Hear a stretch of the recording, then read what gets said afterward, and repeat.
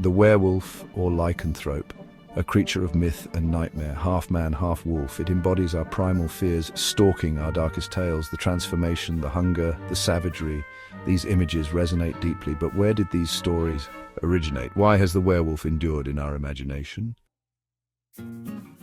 One of the earliest written accounts of a werewolf-like transformation comes from the Epic of Gilgamesh, a Mesopotamian text dating back to around 2100 BC. In it, the goddess Ishtar transforms a man into a wolf as punishment for rejecting her advances. This early myth highlights a recurring theme in werewolf lore, the creature as a symbol of divine retribution or a curse brought about by transgression. The ancient Greeks also had their werewolves. Lycaon, a king in Greek mythology, angered the god Zeus by serving him human flesh. As punishment, Zeus transformed Lycaon into a wolf, condemning him to a life of savagery. This story, with its themes of hubris and divine punishment, would go on to influence later werewolf tales, solidifying the link between transformation and transgression. These ancient stories, passed down through generations, laid the groundwork for the werewolf legends that would follow. They spoke of a primal fear of the unknown, of the beast lurking within us all, waiting for the right moment to break free. The Middle Ages in Europe saw a surge in werewolf belief, fueled by superstition, fear and disease. The Black Death, which ravaged Europe in the 14th century, contributed to this atmosphere of paranoia. People, desperate for explanations for the horrors they witnessed, turned to the supernatural. Werewolves, with their association with disease and violence, became easy scapegoats.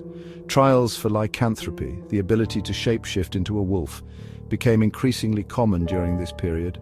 Accused individuals were often tortured into confessing, their forced admissions adding fuel to the fire of mass hysteria. These trials, often based on flimsy evidence and driven by fear, offer a chilling glimpse into the darkness that pervaded this era. The werewolf, once a figure of myth, had become a terrifying reality in the minds of many. The werewolf continued to capture the imagination of storytellers as Europe moved into the Enlightenment and beyond. However, the focus began to shift. No longer solely a figure of superstition and fear, the werewolf began to take on new meaning in literature and art.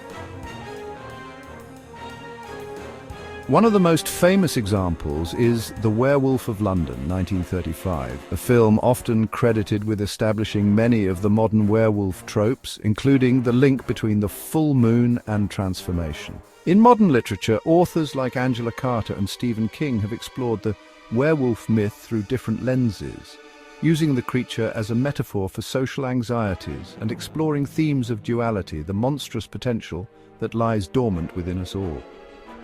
From its ancient origins to its modern incarnations, the werewolf continues to fascinate and terrify, reminding us of the power of our deepest fears and the enduring allure of the unknown.